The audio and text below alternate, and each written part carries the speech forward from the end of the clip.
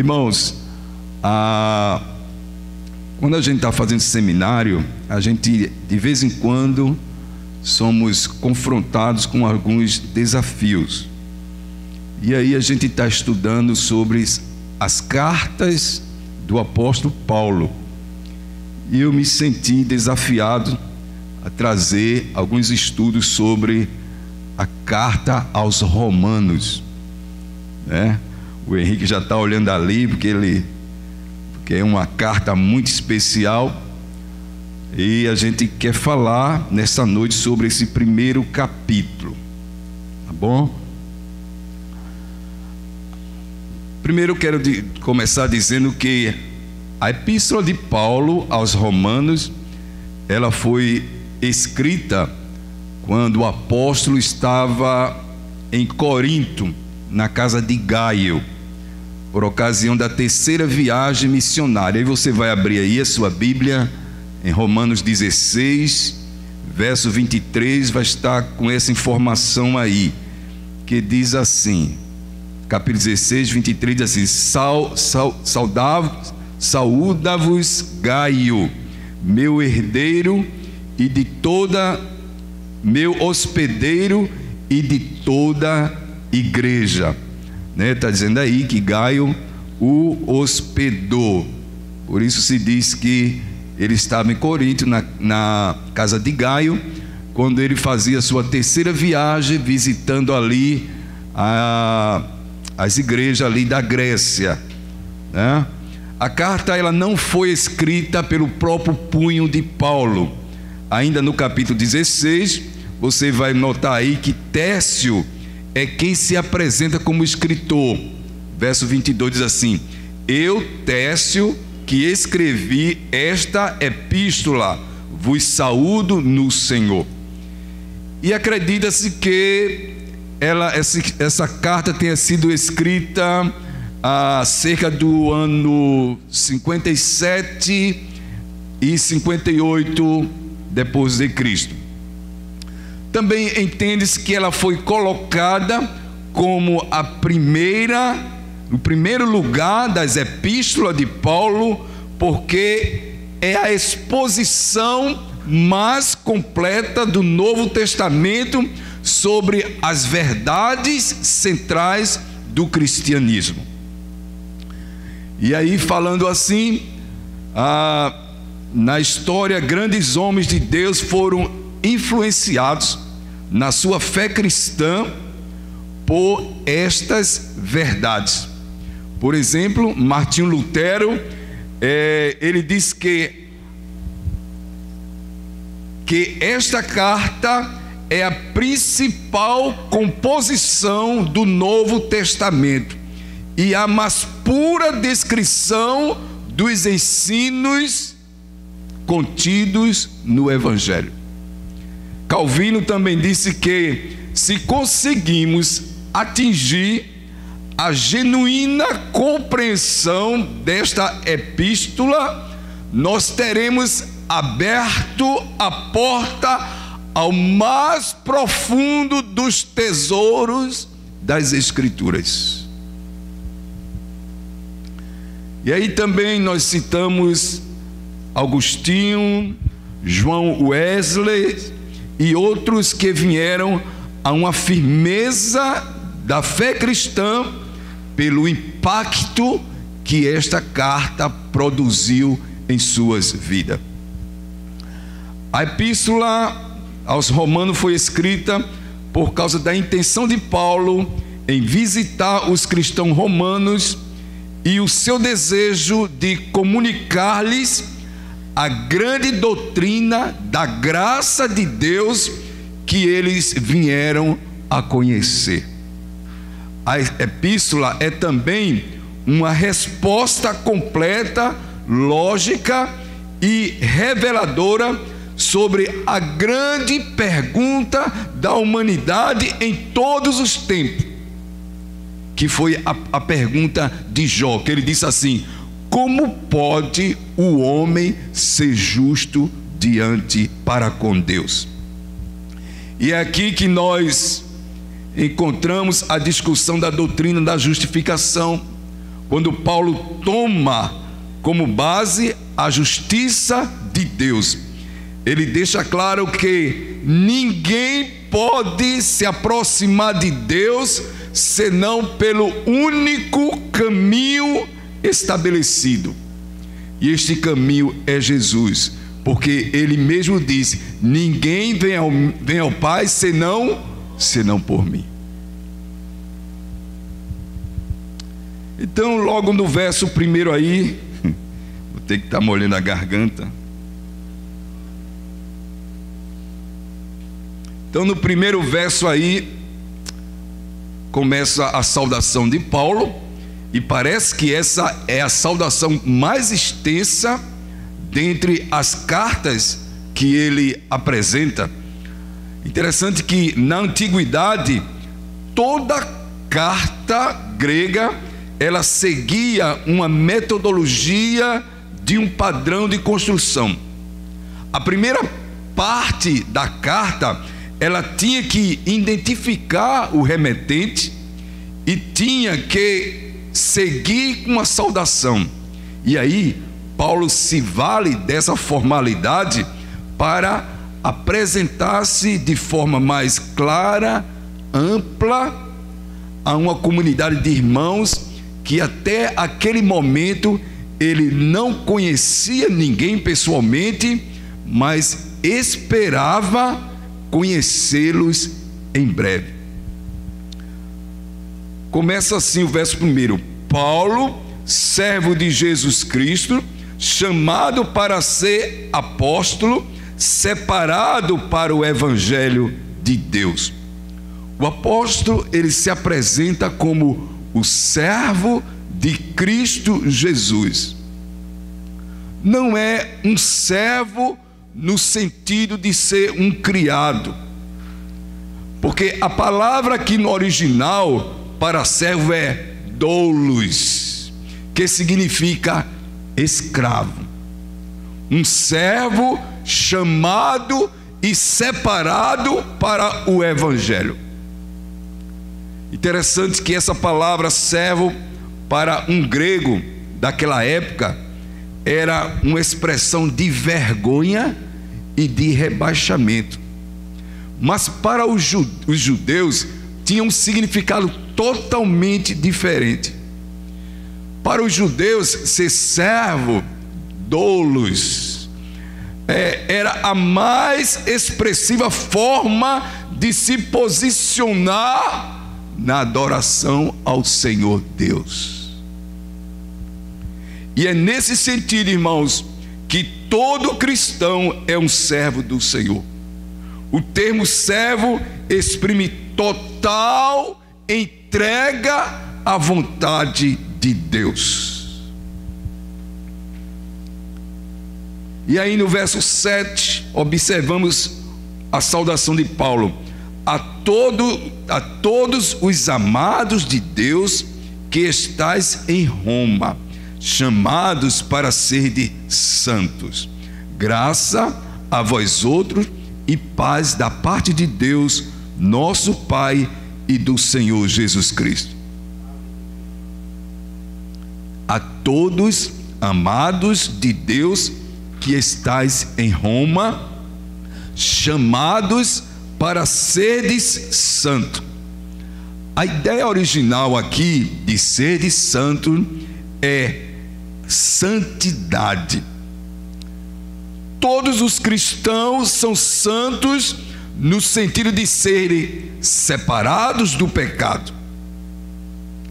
E aí o cristão deve se chegar a Deus por intermédio de Cristo, que é o único meio de se chegar a Deus, através de Cristo. Aí a gente pergunta: e por que Paulo estava escrevendo aos romanos? Veja, eu já falei lá no começo, por longo tempo Paulo desejava visitar os santos de Roma. A igreja de Roma, ela não foi fundada por nenhum dos apóstolos. Não foi uma igreja que foi fundada por Paulo, mas o testemunho deles havia se espalhado por todo o Império Romano. Veja no verso 8 o que diz: primeiramente dou graças ao meu Deus, mediante Jesus Cristo, no tocante a vós, porque por todo o mundo é proclamada a vossa fé. Que coisa maravilhosa, né, irmãos? Eles tinham notícia lá dos irmãos de Roma, da fé que eles professavam. E Paulo, ele teve 3 razões para visitar os irmãos. Primeiro, comunicar algum dom especial. Veja no verso 11, ele diz assim: porque muito desejo ver-vos, a fim de repartir convosco algum dom espiritual, para que sejais confirmados. Era o primeiro propósito, compartilhar algum dom espiritual com os irmãos lá de Roma. Depois, no verso 12, ele tinha o propósito de consolar e ao mesmo tempo ser consolado pela fé comum, né, que eles professavam. O verso 12: isto é, para que em vossa companhia reciprocamente vos confortemos por intermédio da fé mútua, vossa e minha. Os irmãos entendem que quando a gente testemunha da nossa fé, a gente edifica o nosso irmão. Então, irmão, não só a congregação é edificada, mas quando há um testemunho da fé dos irmãos, aqueles que presidem também são edificados e são confortados. Então tinha esse propósito também a ida de Paulo até a igreja de Roma. E em terceiro lugar, no verso 13, ele diz assim: para ter entre eles algum fruto. Diz assim: porque não quero, irmãos, que ignoreis que muitas vezes me propus ir ter convosco, no que tenho sido até agora impedido. Não foi Satanás que impediu, não, mas certamente aparecia outras viagens, né, que para Paulo fazer algum trabalho que ele adiava a ida a Roma, né? Para quê? Para conseguir igualmente entre vós algum fruto. Ora, Paulo já tinha fundado a igreja lá de Corinto, já tinha fundado a igreja em Efésio, já tinha fundado a igreja em vários lugares, mas em Roma ainda não tinha chegado. Ele disse: para que eu possa, né, para conseguir igualmente entre vós fruto, como também entre os outros gentios eu tenho conseguido. Talvez ele quisesse fundar mais uma congregação lá. Amém, irmãos? Depois, Paulo começa a sua explicação do Evangelho, mostrando da nossa necessidade de salvação. No verso 16, diz assim: pois não me envergonho do Evangelho, porque é o poder de Deus para a salvação de quem? De todo aquele que crê. Nós precisamos ser salvos do poder do pecado e da ira de Deus. Devemos reconhecer a nossa necessidade de salvação antes mesmo de podermos compreender as boas novas de que Cristo nos salva. Nós devemos compreender a nossa incapacidade de nos salvarmos sozinhos antes de estarmos prontos a entregar as nossas vidas ao Salvador. Aí a gente entende, porque às vezes a gente tem um querido que vem tantas vezes à igreja e ele nunca se converte. E aí a gente fica pensando: que palavra é essa? aquela pessoa, aquele querido, aquele ente querido, aquela pessoa que a gente queria tanto, levante a mão se fosse por a gente, mas não se converte. Quem sabe porque ainda não entendeu o estado e se encontra, não entendeu que realmente necessita de salvação. Porque quando elas realmente entenderem a graça do Senhor, revelar em seu coração a necessidade, ela vai se converter. A partir do verso 18, a palavra do Senhor começa a explicar como os gentios, ou os pagãos, como algumas traduções trazem, caíram na escuridão do pecado.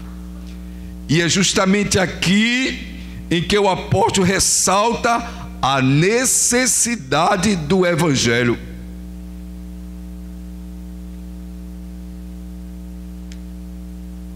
Paulo, ele argumenta de forma irrefutável que os gentios são culpados diante de Deus. Nós somos gentios, irmãos. Nós somos gentios na carne. Mostra que os gentios pecaram e estão destituídos da glória de Deus, pecaram contra a revelação natural de Deus, precisam ser salvos, e isso só acontece pela fé em Jesus Cristo. E o texto aqui, que nós já lemos no início do culto, o texto aqui não é apenas uma radiografia da sociedade gentílica do tempo de Paulo, não é apenas um quadro sombrio do mundo pagão, mas é também um diagnóstico sombrio da condição do homem hoje. A humanidade toda está moralmente arruinada. Eu acho até, irmãos, se fosse o caso, o apóstolo Paulo escrevesse uma carta para a igreja brasileira, ele escreveria exatamente o que está escrito na carta aos Romanos. Escreveria exatamente o que está escrito na carta aos Romanos. Eu queria chamar a atenção dos irmãos para alguns pontos que nós escolhemos aqui. Primeiro, Paulo rebate a teoria de que o homem é bom. Sabe? Há quem diga que o homem não é tão ruim, mas que ele é apenas uma vítima do sistema maligno. Mas o apóstolo Paulo rebate que essa teoria é falsa. O mal não está apenas na estrutura social. Esse sistema político é opressor, é maligno. A justiça é tendenciosa. E eu pergunto, quem promove esse sistema? O homem também não é apenas um subproduto do ambiente. Porque eu nasci na favela, eu vou ser bandido. Não, não é isso. O problema não está no ambiente, o problema está no homem. No coração do homem é a fonte poluída da qual roja toda sorte de sujeira e de maldade. Na verdade, o caos infernal da sociedade é apenas um reflexo da malignidade do coração corrupto do homem. O mundo gentil é descrito por Paulo como um abismo de vícios e imoralidade. E aí eu digo o seguinte, irmãos, que você pode ser um crente, mas se você não vigiar, não buscar a santificação e a ajuda do Espírito Santo, você pode ceder aos desejos da carne e cometer imoralidade, injustiça e se afastar de Deus, porque o coração do homem é mau. A palavra do Senhor em Jeremias, capítulo 17, verso 9, se você quiser abrir aí bem rapidinho. Se você vem para a escola bíblica, você é rápido, né? Jeremias 17, 9 diz assim: enganoso é o coração mais do que todas as coisas, e perverso, quem o conhecerá? E no Evangelho de São Mateus, capítulo 15, verso 19, o próprio Senhor Jesus, ele diz assim: porque do coração do homem procede os maus pensamentos, mortes, adultério, prostituição, furtos, falsos testemunhos e blasfêmias. Está vendo, irmãos, de onde procede o mal? Do coração corrupto do homem. Segundo lugar, segundo ponto, Paulo rejeita a ideia de que o maior problema humano é a falta do conhecimento de Deus. Não.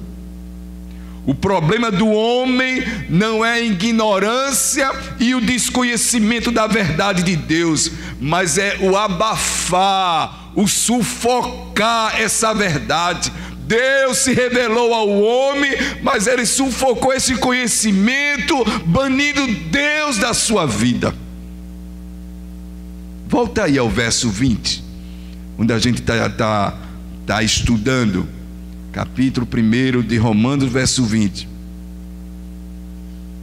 Diz assim: porque os atributos invisíveis de Deus, assim o seu eterno poder, como também a sua própria divindade, claramente se reconhece desde o princípio do mundo, sendo percebidos por meio das coisas que foram criadas. Então, tais homens são por isso indesculpáveis.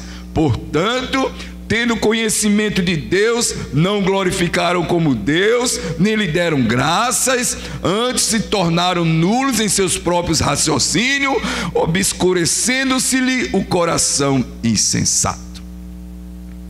O que é que a gente vê aqui? Primeira coisa, que a criação é testemunha de Deus. Ela revela conhecimento.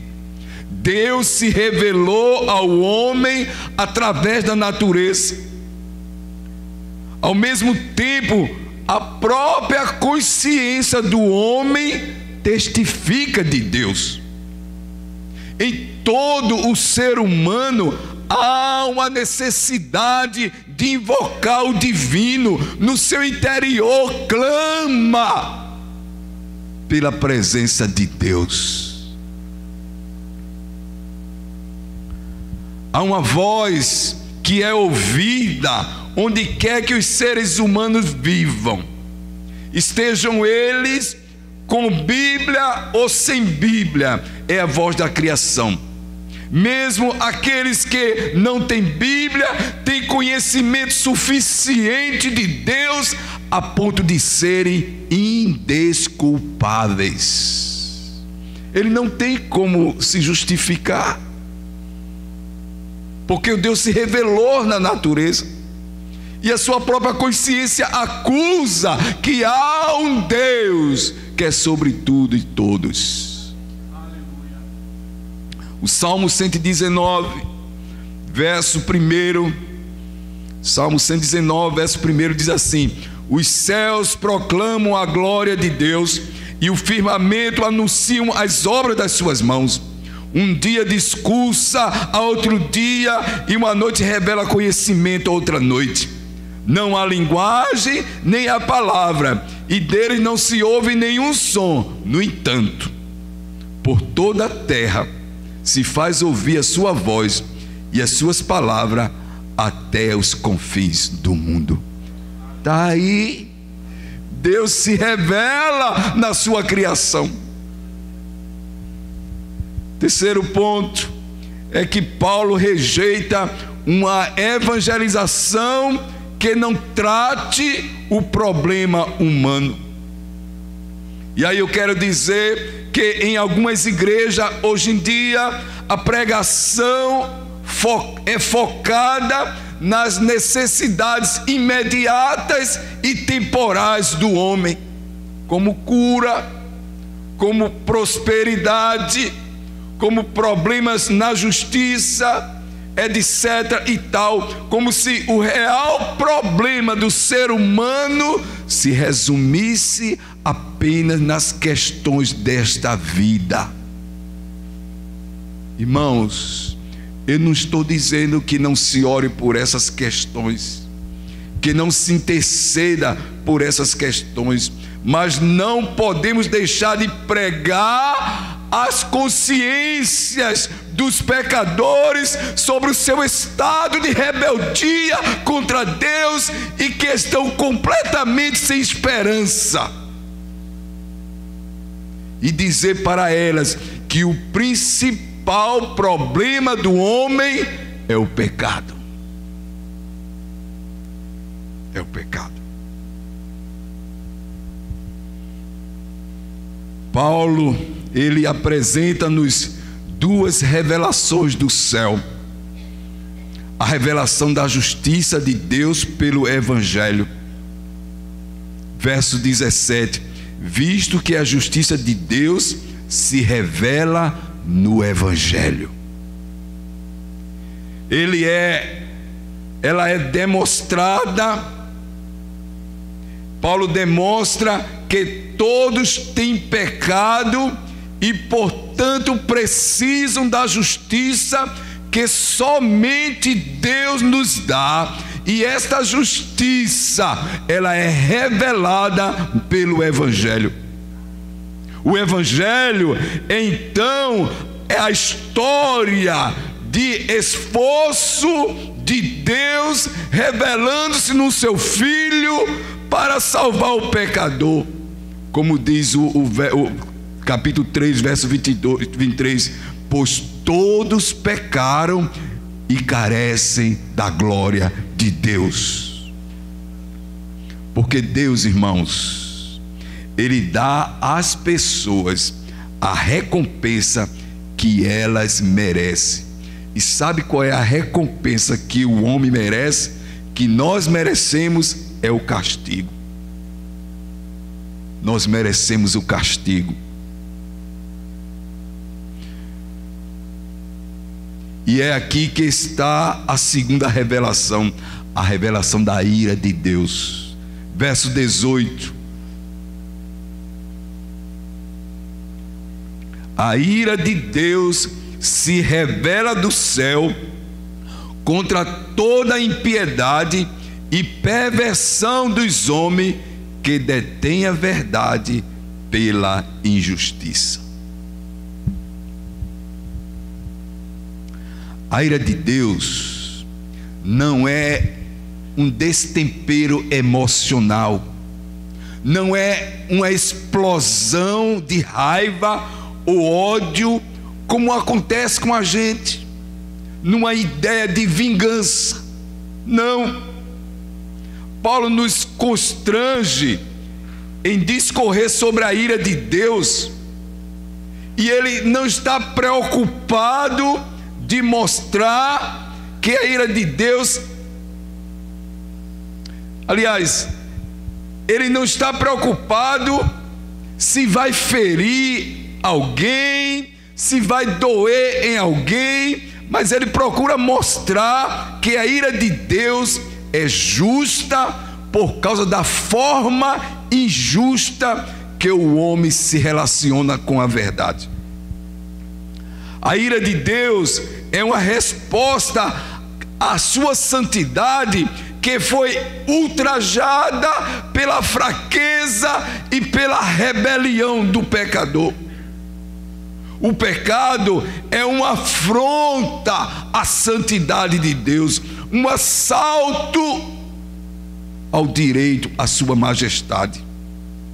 É uma santa reação do ser de Deus contra aquilo que é contrário à sua santidade. Eu acho que vocês já ouviram falar, por exemplo, na proteção antimísseis lá de Israel. Quando alguém manda um míssil para Israel, no ar, esse míssil, ele é detectado, e aí de imediato Israel lança outro míssil para destruir aquele, e também manda contra-ataque para o lugar de onde veio. Ora, o pecado é isso, ele afronta a santidade de Deus. Ele não pode se misturar com o pecado, de maneira que quando o pecado afronta a Deus, ele responde com ira. Entenderam, irmãos? É uma comparação assim bem, mas só para os irmãos entenderem. Assim, a sua ira é o justo derramamento do desfavor divino sobre o pecador. Porque assim como a justiça se revela no Evangelho, também a ira de Deus se revela desde os céus contra toda impiedade e perversão humana. Mas o que é impiedade? A impiedade diz respeito ao pecado de natureza religiosa, a idolatria. O verso 21 e 23 diz assim: tendo conhecimento de Deus, veja só, se referindo ao homem, ao gentio, ao pagão, tendo conhecimento de Deus, verso 21, não glorificaram como Deus, nem lhe deram graças, antes mudaram a glória de Deus incorruptível em semelhança de imagem de homem corruptível, bem como de aves, quadrúpedes e répteis. Eles mudaram a glória de Deus em imagem de um homem comum, e achando pouco, mudaram a uma imagem de uma ave, de um bípede. Acharam pouco ainda de um réptil que se rasteja no chão, e ainda acharam pouco, compararam a glória de Deus ao de um quadrúpede, a um animal de 4 patas.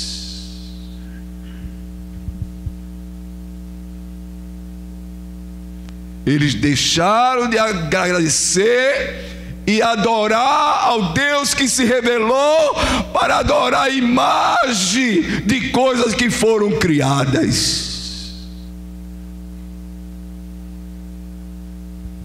E a perversão humana, ela se refere à rebelião contra o próximo.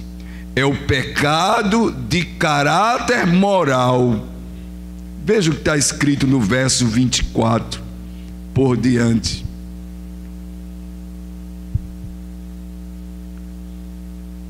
Por isso Deus entregou tais homens à imundícia, pelas suas concupiscências de seus próprios corações, para desonrarem seus corpos entre si, pois eles mudaram a verdade de Deus em mentira, adorando e servindo a criatura em lugar do Criador, o qual é bendito eternamente. Amém. Por causa disto os entregou Deus a paixões infames, porque até suas mulheres mudaram o modo natural de suas relações íntimas por outros contrário à natureza.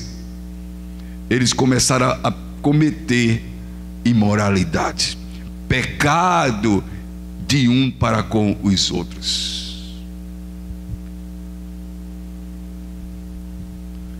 E aí, irmãos, a ira de Deus é justa por causa da forma consciente que o homem rejeita a revelação de Deus.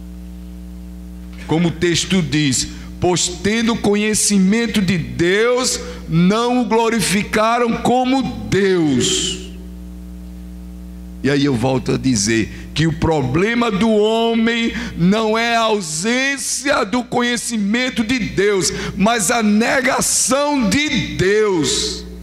Ele tem conhecimento suficiente, mas rejeita conscientemente, sufoca, abafa esse conhecimento, tira Deus do caminho, elimina Deus do seu pensamento e da sua vida.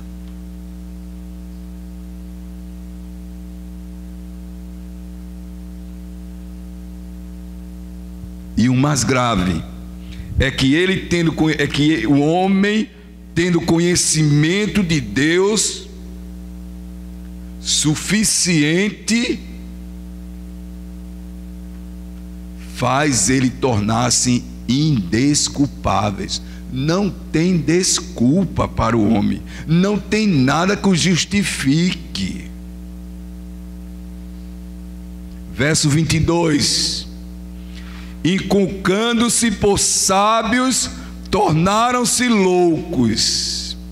Eles acham que deixando Deus de fora seria um ato de sabedoria. Mas Paulo diz que essa é a maior loucura. Uma mente sem Deus produz uma vida em trevas. O pastor Hernandes Dias diz que quando um homem perde o conhecimento de Deus, ele perde também a referência de santidade. Ele não sabe mais de onde vem, nem para onde vai. E como o ser humano, ele tem necessidade de religiosidade, então ele volta a sua adoração para as coisas criadas, inclusive coisas que ele mesmo inventou.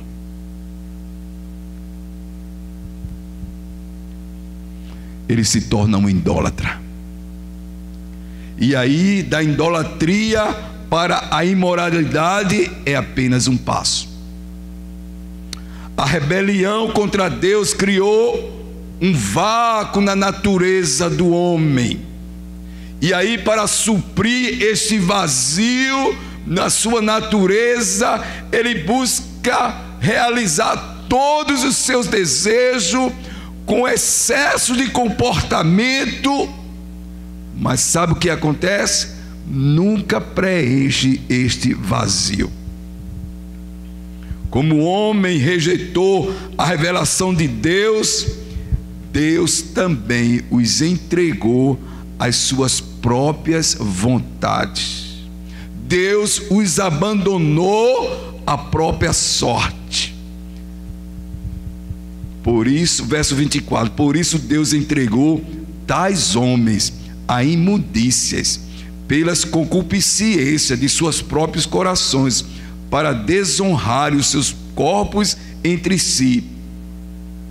Pois eles mudaram a verdade de Deus em mentira, adorando e servindo a criatura. Por causa disso, Deus os entregou.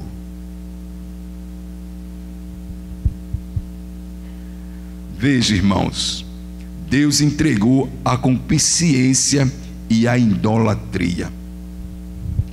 O verso 26 e 27 diz que Deus entregou as paixões infames. Verso 26 diz assim: por causa disso os entregou Deus as paixões infames. Aí é quando você vê as mulheres trocaram o seu hábito natural de relações homem com mulher, mulher com homem, elas se inflamaram, né? Mudaram sua relação por outro contrários à natureza. Elas preferiram o lesbianismo. Da mesma forma, os homens procuraram outros homens para se inflamarem entre si no homossexualismo. E o verso 28 diz que Deus entregou a sentidos perversos. E aí no verso 28 por diante, fala desses sentimentos perversos, né? São um total de 21 sentimentos perversos. Mas deixa eu dizer uma coisa, irmãos: o maior castigo que Deus pode aplicar a um homem pecador é retirar a sua mão controladora e entregar alguém a si mesmo, deixá-lo fazer o que ele quer fazer e lhe agrada. E aí, se os homens amam o esgoto do pecado, é para lá que Deus vai deixar ele ir. O que eles querem, eles terão. O pastor Hernandes Dias, ele ilustra isso, a humanidade, como um caminhão que está descendo ladeira abaixo. Deus está... Tem alguém dormindo? Oh, glória! Ele compara a humanidade como um caminhão descendo ladeira abaixo, né? Deus está com o pé no freio e o homem está no acelerador. Deus quer evitar a tragédia e o homem acelera ainda mais em direção ao abismo, até o momento que Deus tira o pé do breque e esse caminhão avança desgovernado para a tragédia. É assim que está a humanidade. Estamos já acabando, irmãos, e o tempo também, né? No verso 28 a 31, descreve uma lista de 21 itens da decadência moral que atinge todos os relacionamentos. O relacionamento do homem com Deus, o relacionamento dele consigo mesmo, o relacionamento dele com a família e o relacionamento dele com o próximo. Diz assim o verso 28: e por haverem desprezado o conhecimento de Deus, o próprio Deus os entregou a uma disposição mental reprovável, para praticarem coisas inconvenientes. Aí ele segue a lista: cheio de toda injustiça, malícia, avareza e maldade, possuído de inveja, homicídio, contenda, dolo e malignidade, sendo difamadores, caluniadores, aborrecidos de Deus, insolentes, soberbos, presunçosos, inventores de males, desobedientes aos pais, insensatos, pérfidos, sem afeição natural e sem misericórdia. Será que tem alguma semelhança à sociedade de hoje, irmãos? Por isso que eu digo que Paulo escreveria para a igreja brasileira. Finalmente, Paulo finaliza com uma afirmação ainda mais chocante, de que os homens pecam conscientemente e ainda aplaudem os que praticam a mesma coisa. E aí ele diz que ambos estão passíveis de morte. Verso 32: ora, conhecendo eles a sentença de Deus, de que são passíveis de morte, os que tais coisas praticam não somente as fazem, mas também aprovam os que assim procedem.